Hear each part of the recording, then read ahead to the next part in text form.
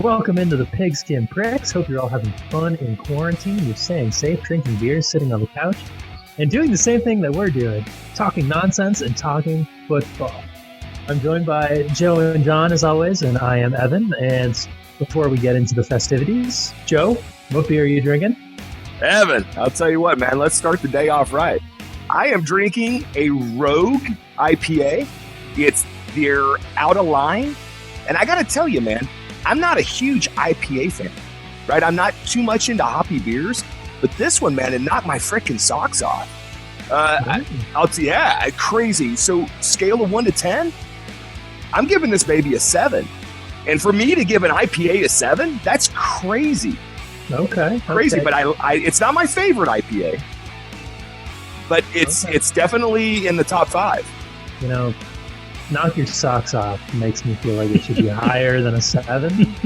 But I will not ask any further questions. No, knocking my pants off would be above a 7.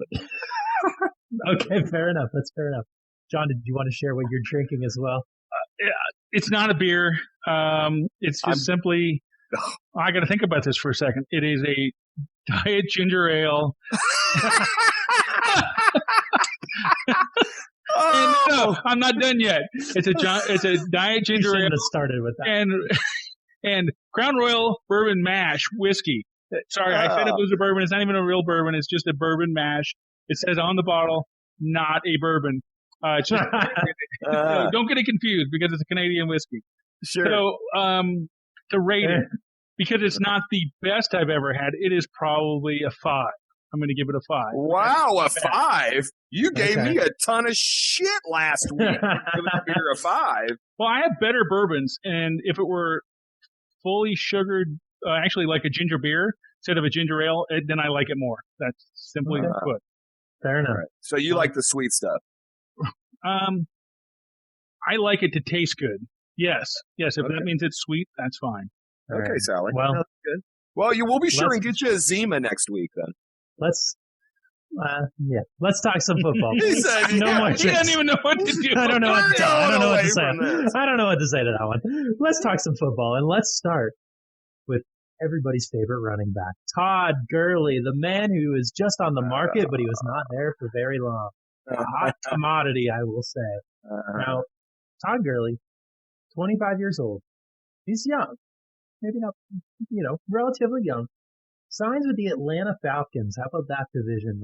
How that's looking right now. 1 year, $6 million. And this is just after he signed a 4-year, $60 million contract with the Los Angeles Rams.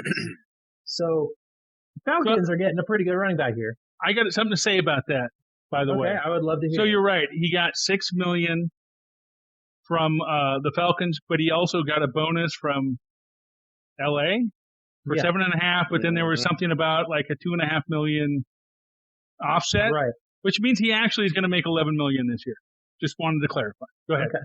So, which is about in line of what he's worth, considering the running back spectrum, wherever you put him. He's a good runner. However, Evan, are you out of your fucking mind? Are we on the same planet? I'm Earth. Where are you? I like to travel to Saturn on occasion. I thought you were in Uranus. Oh, okay. All right, Joe. Well, what is it about that statement that you would like to? Let me tell you, Evan, I'll be happy to break in here and tell you why he's not worth $11 million. He's worth $6 million. I don't even think he's worth $6 million, and I'll tell you why. Last season, he had 0 100-yard rushing games. He had 0 100-yard receiving games. Now, you tell me in 16 games why he's worth $6 million when he can't rush for 100 yards. Now, is this a byproduct of a poor Rams offense or his individual skills? Because we've seen what he can do in a high-powered offense.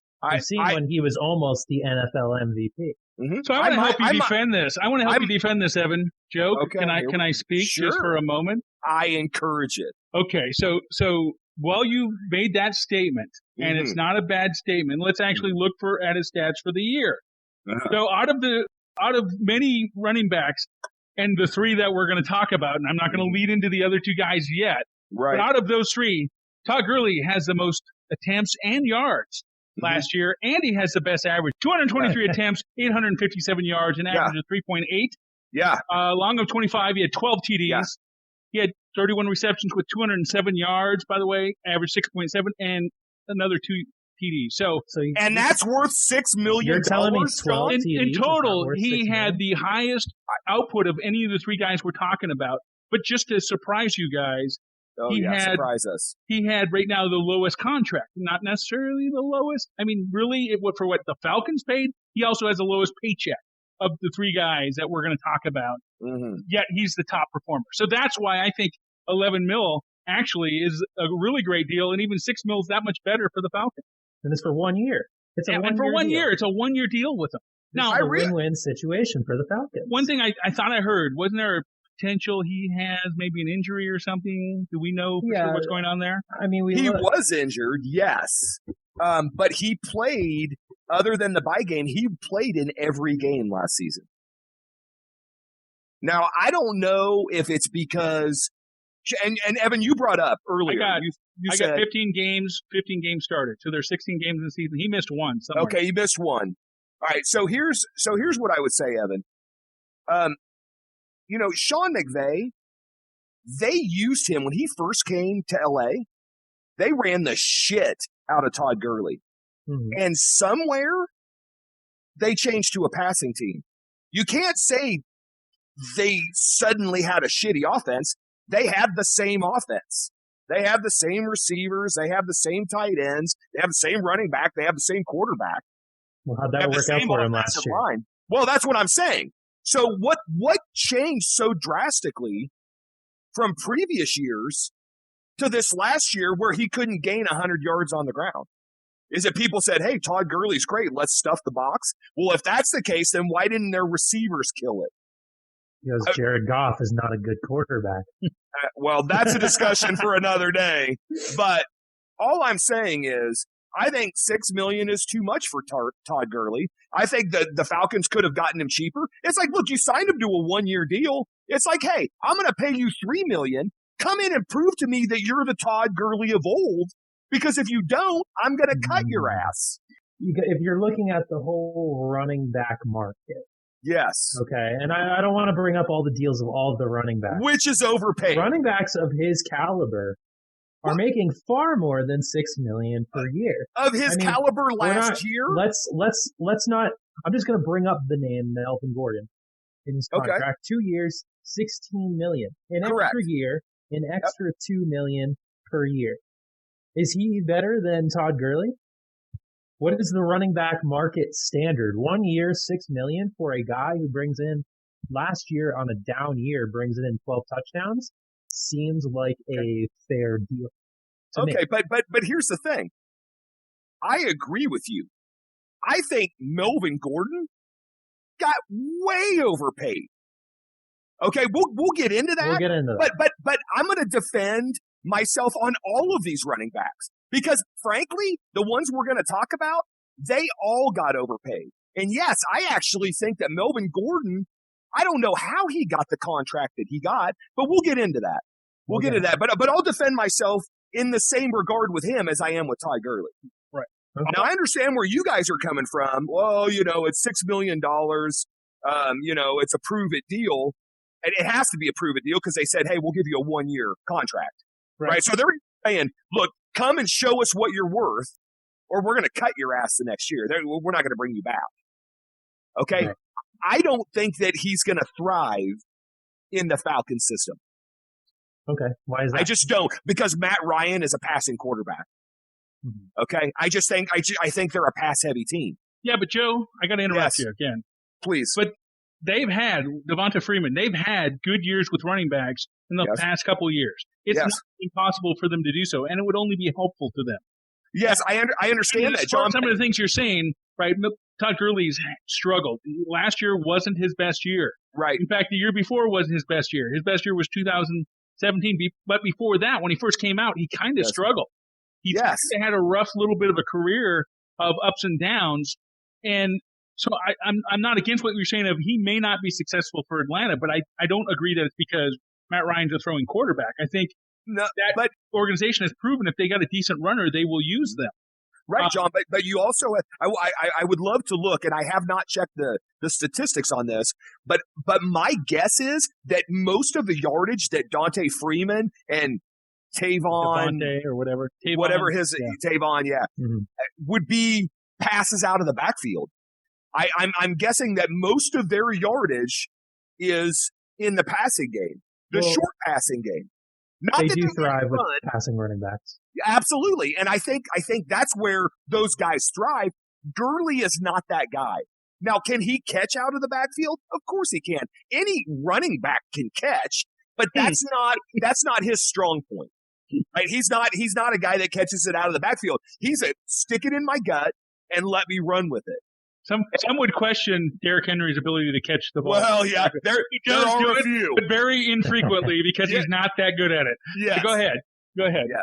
Well, I was just saying, look, these guys, not that they can't run, and they're good running backs, but I think a lot of what they did is, they run a West Coast offense, which is a short passing game, using your backs. Maybe what they're trying to integrate is bring in that power back and add another weapon, add another tool that you can use at your disposal. I mean, the year that they made it to the Super Bowl, I believe Devontae Freeman rushed for over 1,000 yards on the ground, not just passing game. You might have to double check that.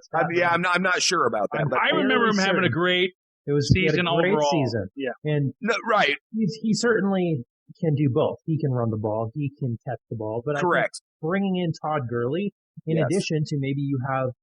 I don't remember the other running backs. I don't know all the running backs on the roster. You have other who backs. cared about Atlanta last year? It's hard to even think about it. And, they need weapons. They need weapons. That team is not – it's a shell of its former self. Right. Well, they let go of Devonta Freeman, didn't they? They did. And I don't think they really had anything. Yeah. So what I'm thinking is we're talking kind of the same thread with Todd Gurley. I think we need to flip around just slightly and talk about what does Atlanta gain, right? And what did the Rams gain or lose? Who made out better in this deal? I think is more important because he's not the best running back. I don't think any of us are going to argue that. I think but I think he's a pretty good quarterback. My personal opinion and where I'm going to go, but I really want to let us talk about the three we're going to talk about, then recap value.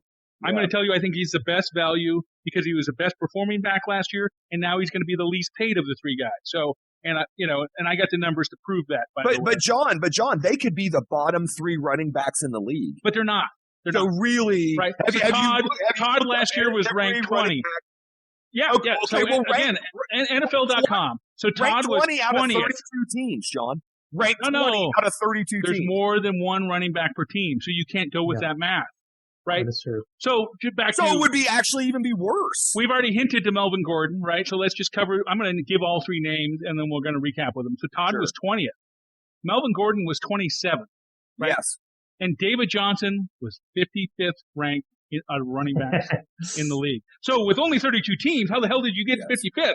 Did we get some high school teams and some college teams to play in the league? Well, I would, and what I would say is teams play three guys. As far as Melvin Gordon, he held out and didn't play till week 5. Right. So Todd played he's 15 games. He's Todd 27. played 15. Melvin played 12. 3 games less. That's correct. And that's David a lot, played John. 3 I mean, that could be... or 13. David played 13. But let's go back to even their averages then, right? So Todd and Melvin had the same average per rush, and David had 3.7. So if you just look at that number, doesn't matter how many games you played, they had similar stats, So how about on receiving? Now that's kind of where it flips, and it does highlight something you talked about. Todd had the lowest average per catch at 6.7 yards. Melvin was slightly better at 7, right? And actually, David Johnson was 10.3. You can look at it all across the board, but if you just look at the combined totals of how many times they touched the ball, how many yards they got, and how many touchdowns, Todd was number 1, Gordon was number 2, and Johnson was number 3, right? And I realized, like you said, as far as in order of those 3 guys, I realized what you said about number of games, but look at the averages. So they're really pretty closely matched players. You can't always go by the numbers. You can say, well, Todd Gurley has a better average, but that doesn't mean that he was a better running back. Who are they? The experts that guess? I mean, who the fuck cares about these guys? Listen. I know who I'm talking about, but finish. Go ahead. Yeah, you can say, yeah, he averaged more points, whatever. It doesn't mean that he was a better running back than Melvin Gordon. I think we need to look at the track record for Todd Gurley over Melvin Gordon's track record. I think Todd Gurley. I agree. He is a far superior running back to Melvin Gordon. Melvin Gordon is a scrub. You know what though? I bet if you go back and look, I did. I bet career-wise, I bet Melvin Gordon has had a better career. I don't think so. I did this as well.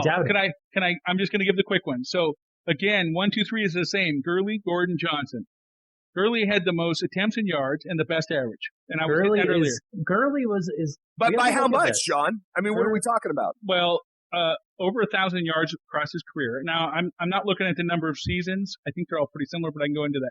But we'll talk about averages real quick. 4.3 carry average versus 4 and 4 for Gordon and David Johnson. Receiving, he actually picked up for his career. Pass catching, he averaged 9.3. Melvin Gordon was 8.4. Again, David Johnson's 10.7.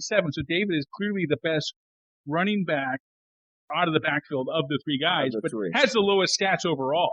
Now, I'm just going to real quickly, because I already have them pulled up, going to tell you how long they've been. So Gurley's been playing since 2015.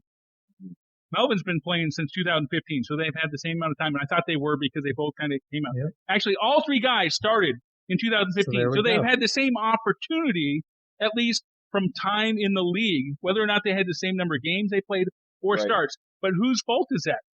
Not the fucking team, right? If the player's not healthy or he's not doing it so they're not playing him, it's the player, on the player.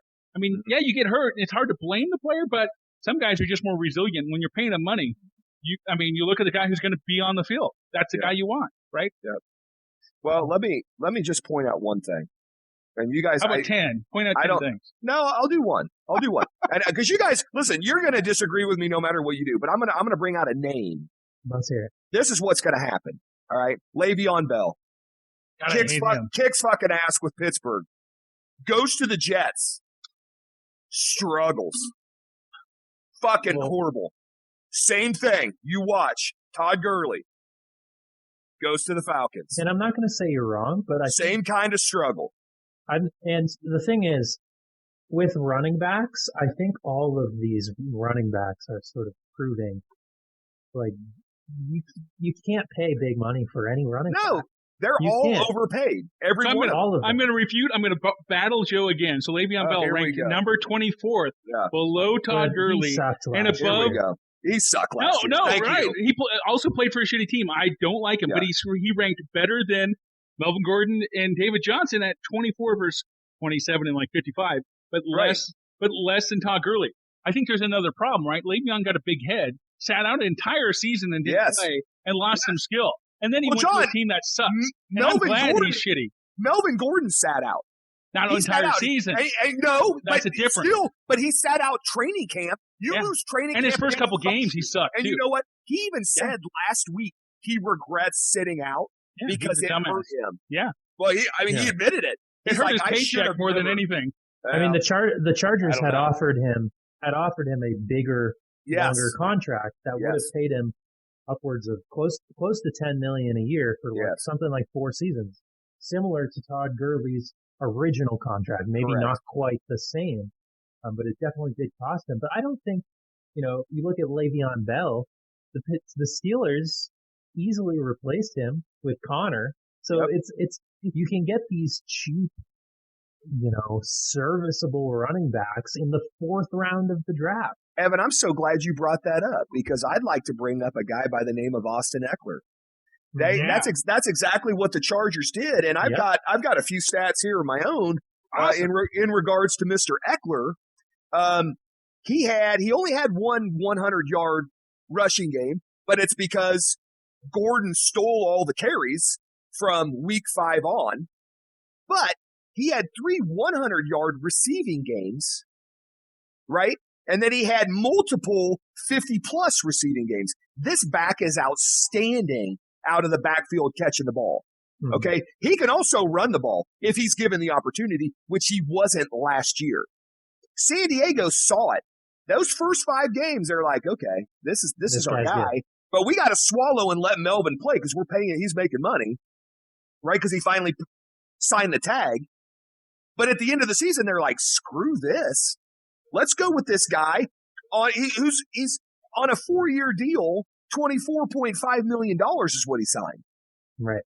Okay. Well, I'm sorry, but I honestly believe that he's worth that money. I agree. I would agree. So hey, look, buy Melvin Gordon. What I don't understand is why does Denver sign Melvin Gordon when you have Phillip Lindsay, who, by the way, last year, he had 200-yard games. He had a bunch of games that were 50-plus. He's not as good out of the backfield, but the guy's a really good back.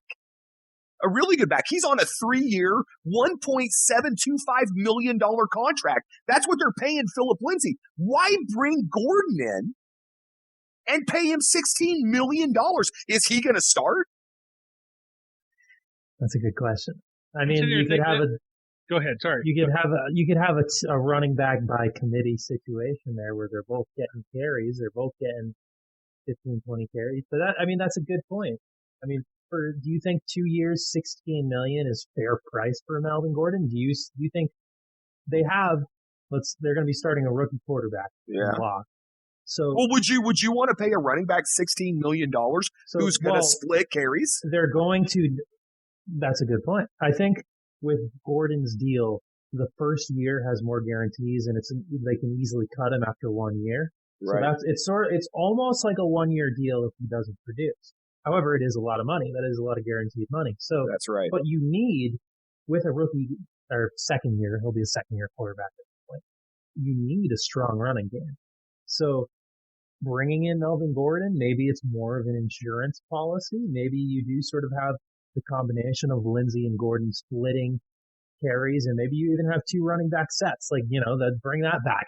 So, I think he could be an asset. I think he could be a weapon, but I wouldn't have given him more than 2 years, $16 million. I think that's a fair deal for Denver. Not with after the season he had last year. I think once a guy has a bad season, you have to prove to me that you can come back from that. Because honestly, a lot of guys just don't. The thing is, even if he rushes for 1,300 yards, yep, he's never going to get a huge long-term contract ever again. He's already approaching. This is the thing with running backs. If you're a first-round pick of a running back, like let's say you get into the league at 22, 23 years old, yep, rookie contracts of your first-rounder can go 5 years. Right. So they don't got to pay you for 5 years. Right. And by the time you're out of that contract, you're 27, 28 years old. Yep. That's ancient for a running banged up and bruised. So running backs are like, you could be a stud for those first 4 or 5 years, and by the time you're past mid-20s, you're never getting a big contract. Okay, so did you guys just hear yourselves? Because Gurley and Gordon are both past that. And I agree. But I don't they think they'll ever get both one. got big contracts. No, well, you Gurley guys got the lowest. No, they Gurley didn't. got the lowest contract. They didn't. Well, he got $6 million for 1 That's year. That's nothing. I'm talking $10 million deals. Not. For a guy who's beaten and bruised? You just said it yourself. Are you going to pay a guy $6 million? You pay $6 million. You don't pay 12. Who's past his prime? Well, Melvin Gordon's not making 12 either. Here's the thing. I don't think Todd Gurley has shown he's fully past his prime. He's only 25. He had a couple seasons ago, he was in the running for MVP. Played well enough to where it's like maybe he's still got something left in the tank. I was thinking about this the other day.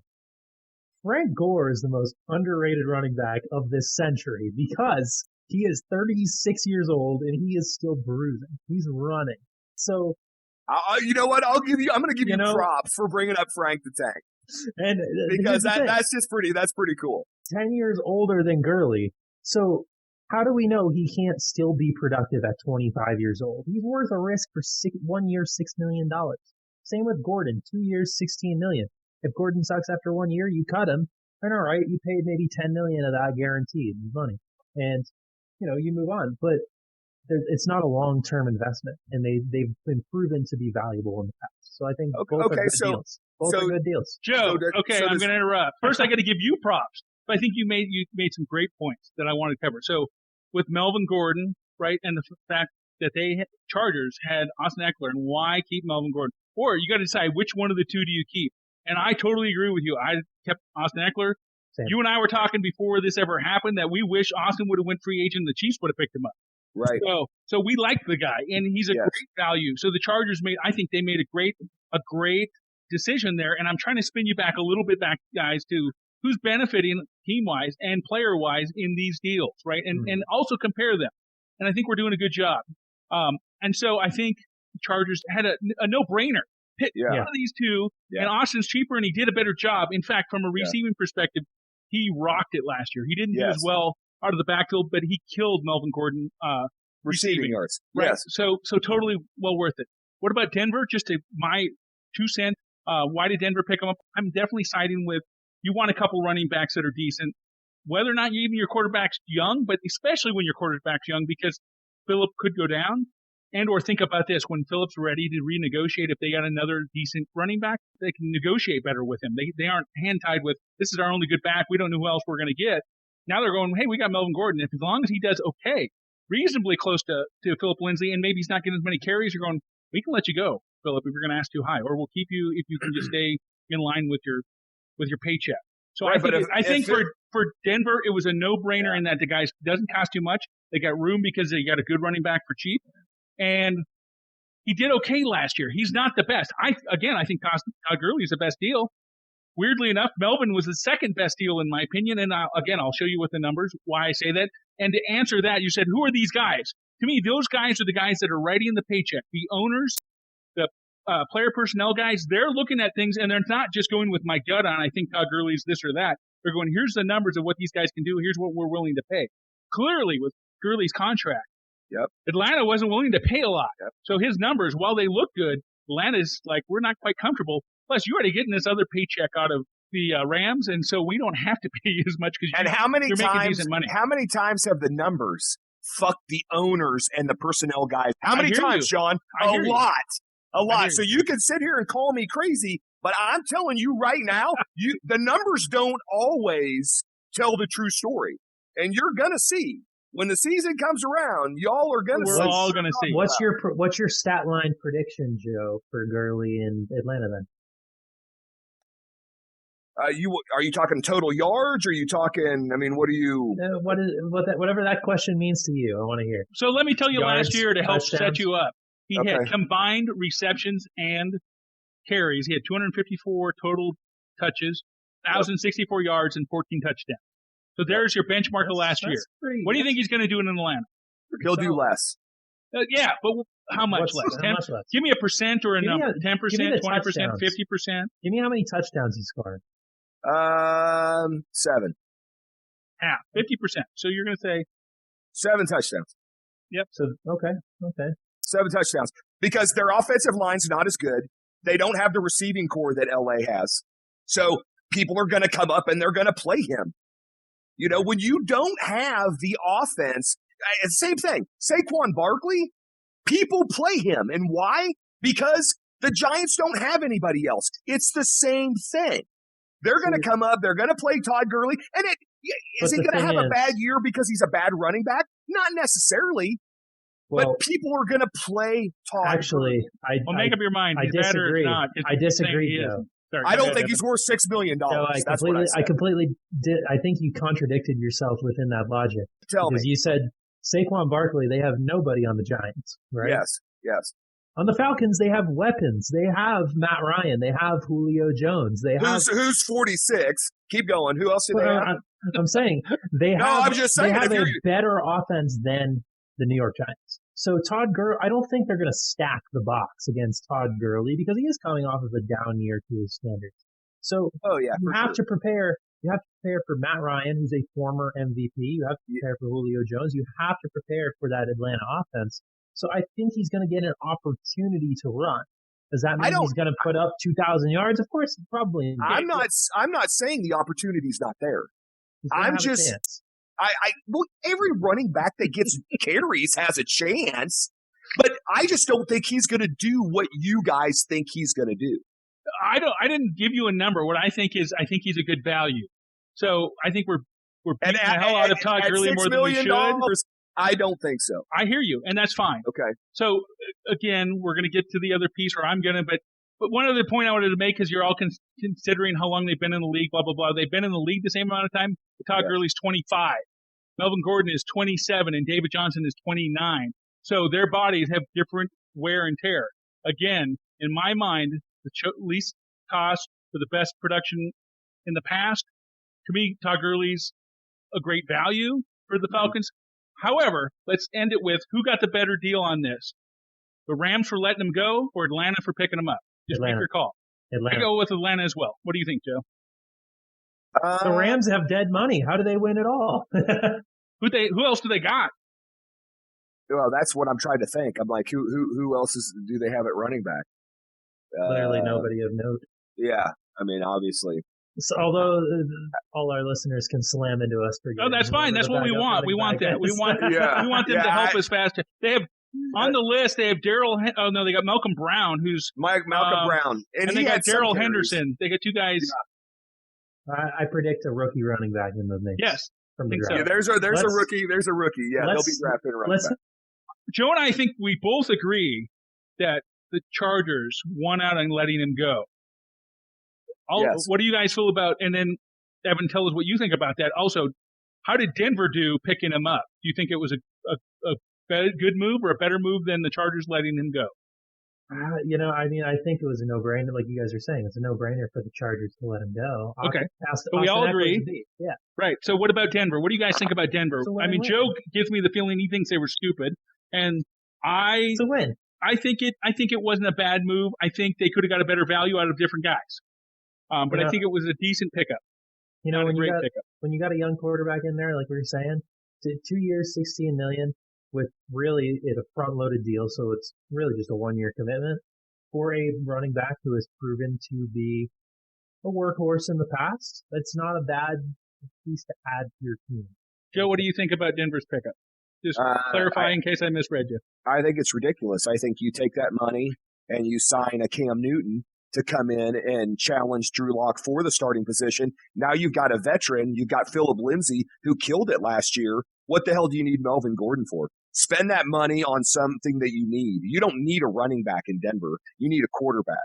And I honestly believe they could bring somebody in to challenge Drew Lock. He may win. I don't think he will, but he could. But spend that money on something that you truly need. They don't need a running back. I think it's wasted money. I think the Chargers won out big time. It's as simple as that. So I'm doing a real quick check to see what NFL pundits think as far as what Denver needs. So they don't think the Broncos need any running backs at this point. Of course, probably because of the Melvin Gordon signing. Probably because of Melvin that Gordon. might have been different. Does anybody know what they're predicted to draft as far as the first couple rounds off the top of your head? Defense, is it not? I'm just going to go to Maurice Jones-Drew's mock draft. Let's see. Is it a linebacker? I would say Isaiah Simmons or CeeDee Lamb, wide receiver. Okay. Yeah. CeeDee Lamb. I mean, I could see them. There's been a bunch of mocks, so there's been that's not a bad guys. choice. No, I know. I'm just trying to get a couple out there to give us some ideas of what some folks are thinking. So Denver definitely wasn't looking, at least because of the Melvin Gordon thing. Now they can look at other things. If anything, that's what it did for them. They don't have to look for a running back right now. They can look at other things they might need. And that might be it. I would argue every team needs 2 serviceable running backs. So you listen to Lindsay, you get Gordon, and then you draft a rookie receiver. You have Locke as your quarterback. So here's forward. If they truly believe in him, why not go with him? But here's what I would argue about that. Do they believe in Locke more so than they believe in Lindsay? Because you're saying, okay, well, we'll go with one quarterback. But Lindsay is the more proven guy, so go with him and bring in somebody to challenge Locke. I bet they are. I imagine running backs are more a dime a dozen. Quarterbacks, even just an okay one, they're whether we like it or not, they're very important to every team. Right, John, but they didn't get even if all they do is hand the ball off. Running back. They got Melvin Gordon, who they paid a lot of money to. So give that money to a quarterback coming in, let him challenge, and let Phillip Lindsay run. You know? Yeah, but what if Phillip Lindsay blows out his knee? Because, Evan, I hate that. No other running back. I hate that argument because I could sit here and say, well, guys, you can do that about what if Patrick Mahomes blows out his knee? Yeah, I don't. That's such speculative bullshit because it could happen to any player in the NFL. It's more likely for a running back. Running backs have I'm sorry. Receivers, all these guys are tearing their ACLs. What's the average lifespan for a running back? I have no Look idea. it up. It's the lowest of any position. I would believe that because they get bruised and battered. You need multiple running backs. So Joe, just not a bad deal, but not two starting running backs. It's not a bad place to be. You have a starter. Look at the Patriots. Look what the Patriots have done with running backs. They'll start one guy one week and another guy the next week. And in their mind, they're both quality guys. Yeah, but none of them are two Melvin Gordons. That's why Melvin Gordon and Austin Eckler were the perfect match. You got one guy that can run, and you got another guy that can catch out of the backfield. That was a great setup, and one is cheaper, one is more expensive. So just to answer your Denver thing, by the way, because I didn't know, and maybe you're really good at knowing who these guys are. Yeah. Denver signed QB Jeff Driscoll from Detroit as a free agent this offseason. And so there's your second quarterback. They might have a third. I don't know who the fuck he is. Jeff apparently was somebody because he was playing for Detroit. Right. And the fact that Detroit let him go, that ought to fucking tell you something because Detroit's horrible. So if Detroit says we don't want you here, hey, I'm glad you're in Denver. Yeah, but Matt Stafford isn't horrible, but he's getting older. I said, but Matt Stafford isn't horrible, but he's getting older.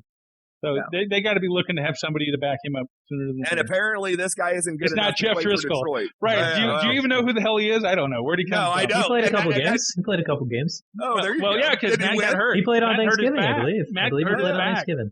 Yeah, he probably sucked. Well, there you go. He did. Anyway. No good. So, guys, obviously we've covered Gurley, I think more than enough. Gordon, just enough. Now we're on to David Johnson, which I think we're all going to agree was the greatest trade in the world for Arizona. What a win. In letting him go. But what do we think about the running back, and what do we think about the team who picked him up? Did they win, or did, let's cover the same topic. I would like a word on the Texans. Go for it. David Johnson, a guy who's making $10 million, washed up, over the hill. The best contract of all three of these guys. The best contract of all three of these guys. Go ahead. David Johnson? Yes. Making $10 million? Total value, $39 million. This year, the average per year is $13 million. Total guaranteed is $31 million. He's got the best contract. Best fully guaranteed. He's got the same length. And you owe this guy with the worst production, and he's got the best deal. Exactly. Going to a team that maybe didn't need him. Go ahead. He's a perfect example of why you don't pay large, long-term contracts for 1 year production of running backs. And I love Joe's face. And maybe, Keep going. maybe, David Johnson himself, he's not a bad football player. He's had good years. No, he's put up good numbers. And, actually bringing him into the Texans offense could potentially be a good fit. Now, however, what they gave up for him does not by any means justify David Johnson or whatever picks they got. And therefore, David Johnson will forever, in the eyes of Texas fans, be viewed as a bum and not as good as DeAndre Hopkins. So it doesn't matter. It does not matter how he does in a Houston, Texas uniform because, he's not DeAndre Hopkins. So, but he's washed up. That's what I got to say about David Johnson. Washed up. I just threw up in my mouth a little. Now why? Why? Because it's the worst fucking trade I think I've ever seen in the NFL history. I agree. It's like, are you out of your fucking mind? But this is what happens when you, and I know, John, I won't say hot seat, but this is what happens when you have a head coach who's the GM as well. Who has his head up his ass? You can say that. Right? I mean, who makes this trade? And it is the head coach. There is no GM. He's that guy. He's the guy that made this trade. And that's all the more reason, Evan, that I brought up, is it realistic that Deshaun Watson could go to the Patriots? Yes, I think it is because he makes that decision. He's that guy, right? But back to David Johnson. I was going to say, let's not go down that rabbit hole too far. I think, let's pull back out of there. Actually, you're the king of pulling out. But anyway, go ahead. If only you knew, my friend. And on that note, I'll take a taste of Busch Light. Are you drinking water now? It is water. I'm out of whiskey, so I got to drink water. Right. Sorry. Well, I thought maybe it was your sippy cup with Diet Ginger Ale. Evan's my hero. I'm drinking my water. There you go. Yeah, there we go. David Johnson, guy's 29. He's making a ton of money. Bill O'Brien paid him. I'm not really sure what he was thinking on this deal, other than I know that there was a rift between him and DeAndre Hopkins, and he just wanted him off the team, right? But go get another good receiver. Well, right, not a piece of shit running back. That's my point. Go trade for some. I mean, somebody's going to give you somebody good for DeAndre Hopkins. You went and you picked up David. I mean, what is it? I mean, listen, Houston doesn't have a good running back.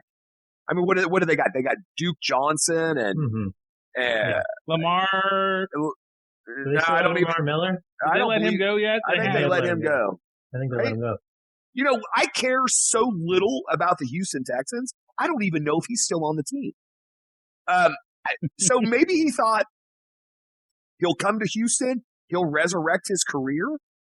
Man. Carlos Hyde. Come on. Carlos Hyde. David Johnson. Yeah, Lamar Miller. It's is still on Duke Johnson, maybe. Carlos Hyde. They got every old guy, including David Johnson, on their team. That's correct. It's awesome. That's right. It's a stable of old cows in there. And Buddy Howell. I got to be honest with you. There is not a whole lot to talk about on this other than to say they're fucking stupid. I mean, I don't know how deep we can go into. There is no value. They got no value for trade. They got Ruck. No value. Arizona won out big time. I'm not going to say they didn't get any value. They got the screw job. They did not get what they gave up, right?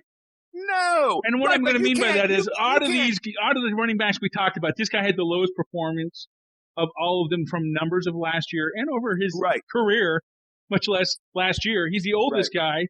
So I think they got a really bad trade. I won't say they didn't get something for him. He's going to carry the ball. He's going to get a couple yards. Last year he had 781 yards, 4 yards a carry. But if you gave him the ball 3 times and he actually got the average, he'd get you a first down every time.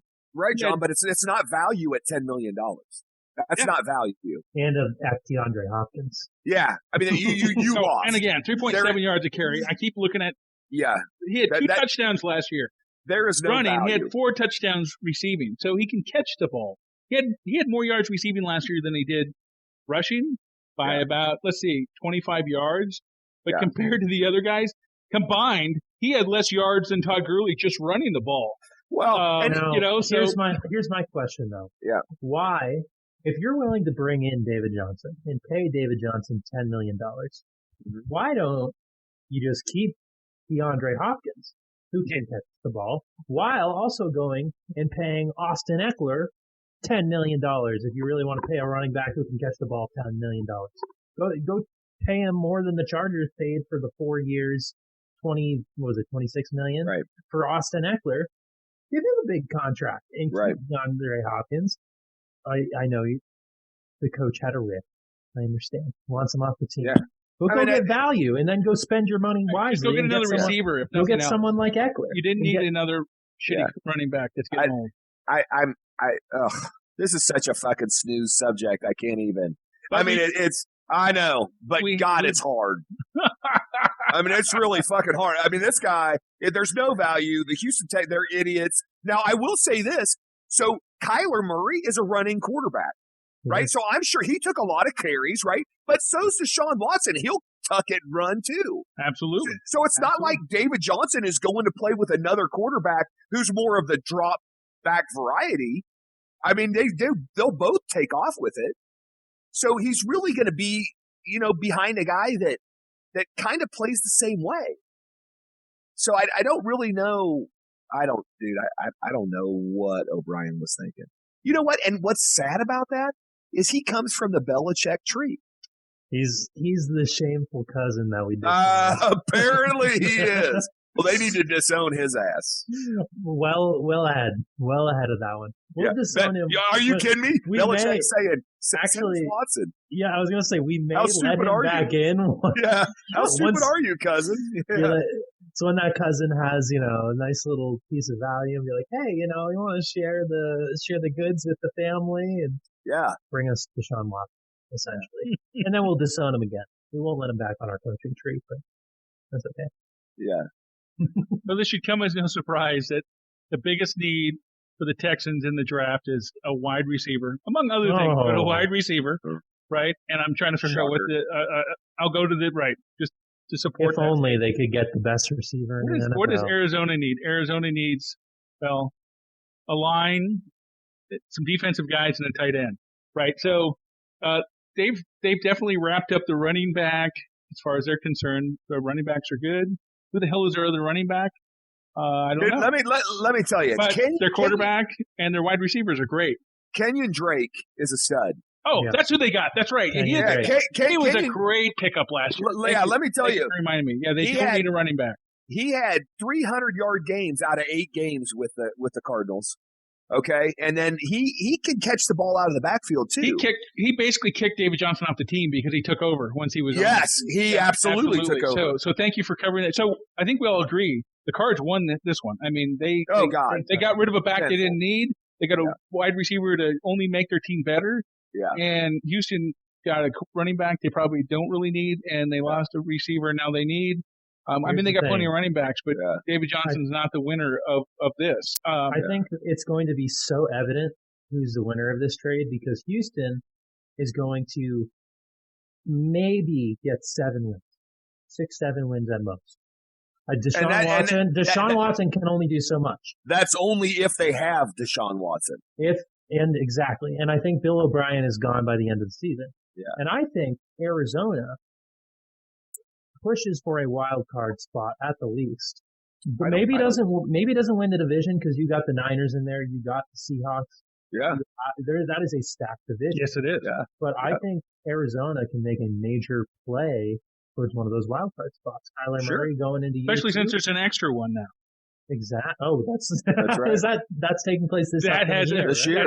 That is official. There's still 16 games, but there's a total of 7 teams. Yeah. 7 teams, yep. An extra wild card. They could easily push for one of those wild card spots. Yeah. Look at the jump Lamar Jackson made from year 1 to year 2. Yeah. Oh, yeah. And Kyler wasn't bad. I think Kyler Murray, he's good. In the long run, is going to be a better quarterback than Lamar Jackson. So. Yeah. All right. Can you guys humor me with my value numbers for these guys? Come on, Joe. You love this. Let me hear. I'm listening. Okay, so I'm going with the 3 guys, and I'm going with Todd Gurley at the $11 million total he's going to make this year, regardless who's paying for him. He's paid $11 million. So per attempt, based on just last year's numbers, I was going to do it over the career, but then I'd have to figure out what they made the entire career, and that's too much work. So just based on last year's numbers, per carry at his new contract, that means $43,000, $43,000 and some change per carry. Okay. Per yard, he's getting paid a little over $10,000.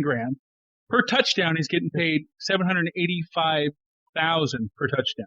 That's his money. By the way, that's the best value out of any 3 of these guys. Melvin Gordon, so almost double per touch of the ball, $78,000 per yard, $17,000 per touchdown, $1.77 million per touchdown, more than twice of Todd Gurley. All right. Okay, and the absolute fucking worst, David Johnson, per touch, $300K per touch. So he's, another 3+ times, 4 times more than Melvin Gordon, who is almost double Gurley. Per yard, $54,000. Again, almost triple, more than double of Melvin Gordon. Per touchdown, because he had so many last year, $6.5 million a touchdown based on last year's numbers.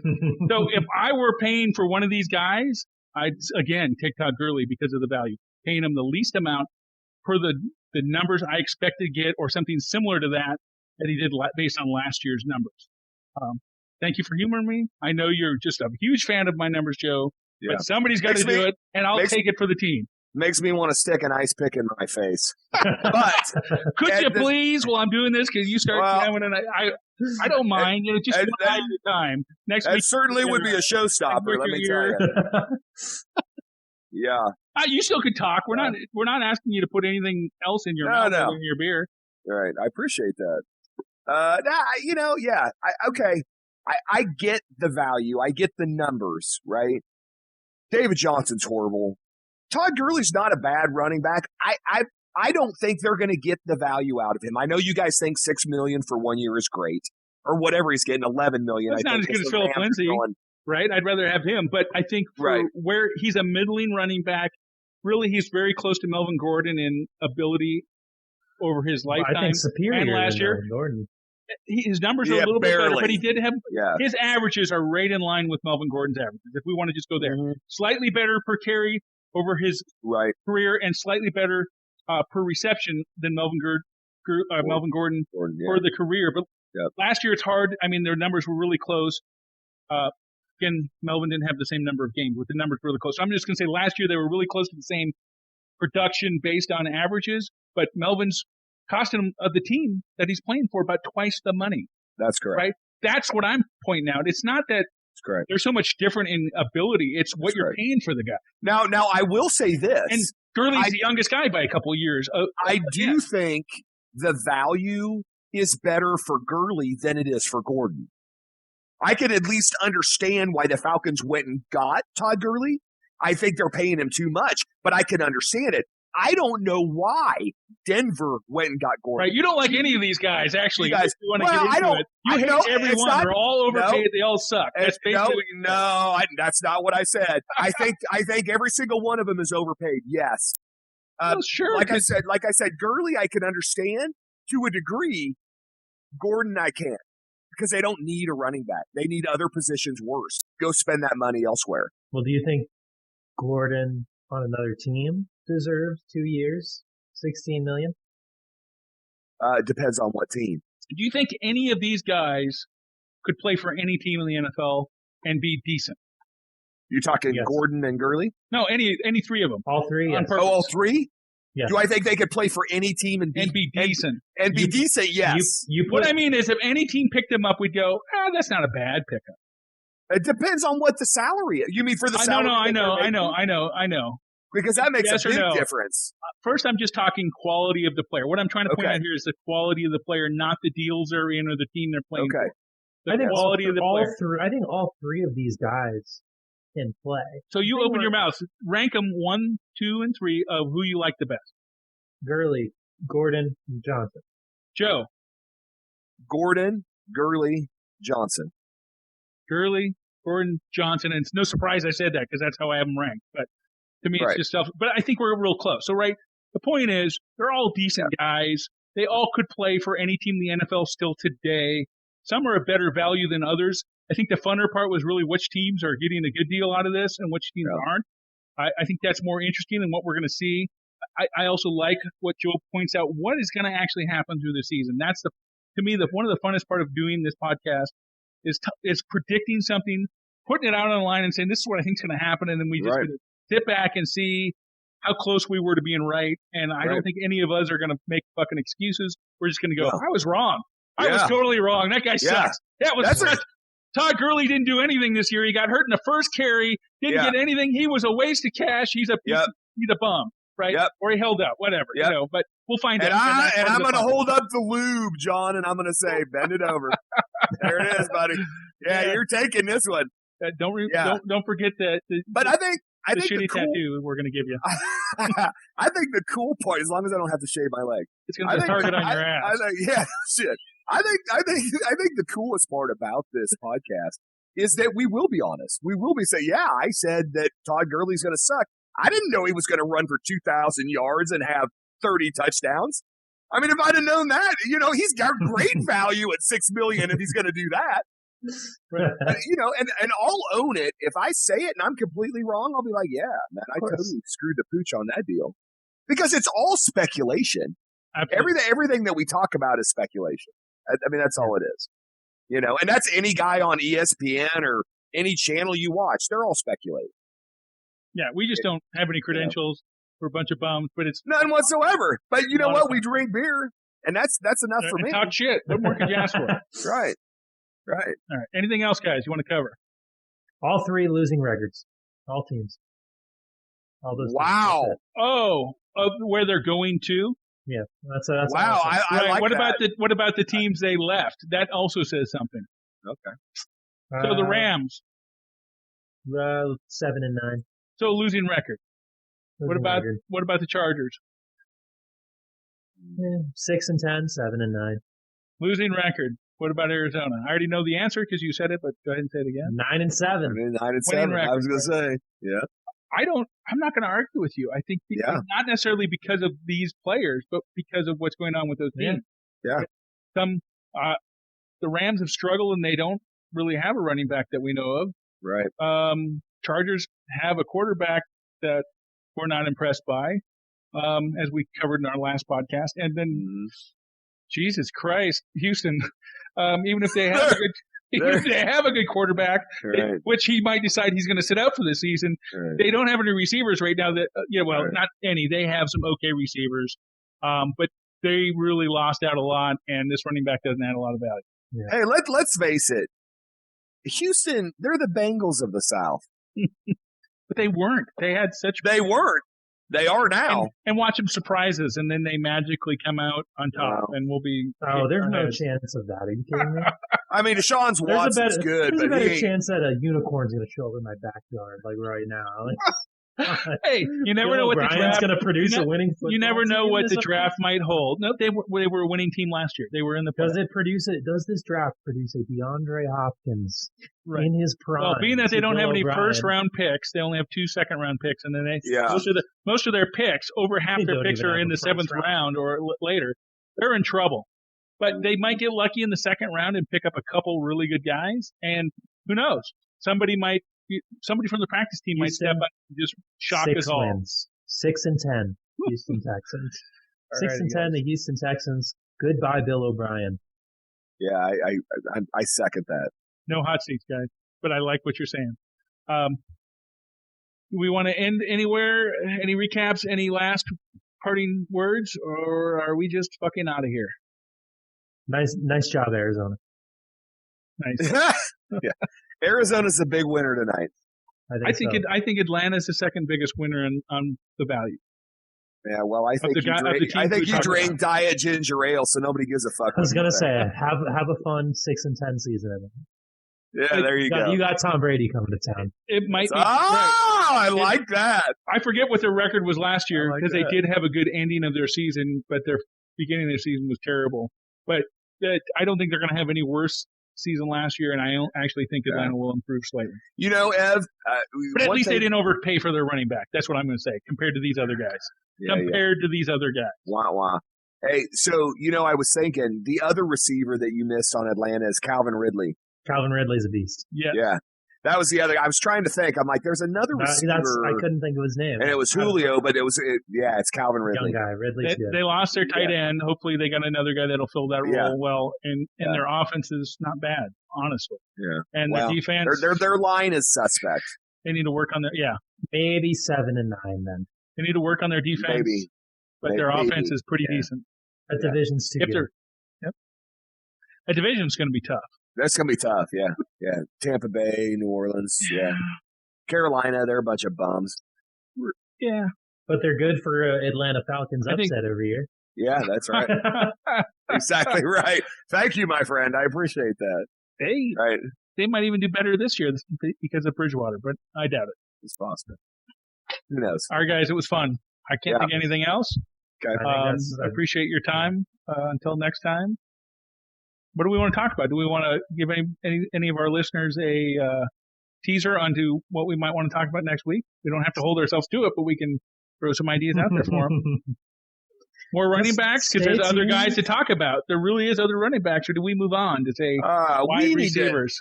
We need to move on. Stay tuned just to hear our beautiful voices and our wonderful conversation and dialect. Our sparkling unicorn-like personalities. Yeah, I think that's just enough to get the listeners to come back. I think it's just the beer review because honestly, that is my favorite part. Dude, either it's the Busch Light or this podcast is getting weird. There's unicorns in the backyard. Yeah, I like how you go from a good beer to stepping up to your Busch Light yet again. No. It's still a 7. So I mean, it's good. So you rated it equally to your beer of the evening. That's great. That's great. Yes. Anybody who gives a Busch Light a 7, I question their motives. I question their motives. My motive is to drink a beer. I don't question his motives. I question his sanity, which has been in question every time we talk about anything to do with football. Which is guys, part of the fun. Question my sanity, but Evan's the one with the unicorn in his backyard. I said it's more likely than Bill O'Brien producing a winning season.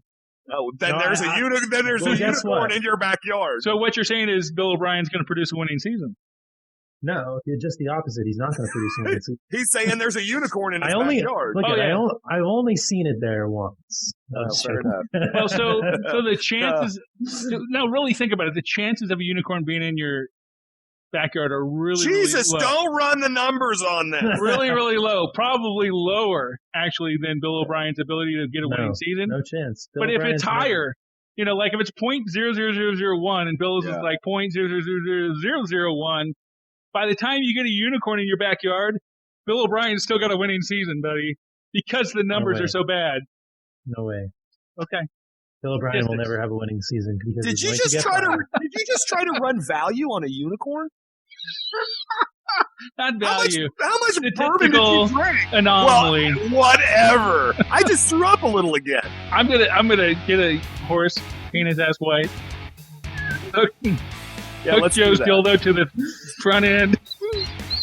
Okay, we are definitely editing this part out.